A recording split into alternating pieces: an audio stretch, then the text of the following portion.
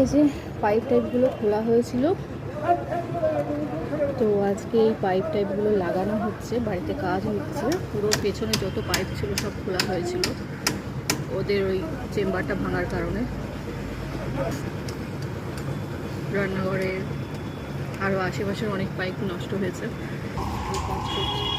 এই পাইপগুলো সব খুলতে হয়েছিল, খোলা আছে আপাতত, মানে চারিদিকে সব পাইপগুলো সব লাগানো হচ্ছে নতুন করে।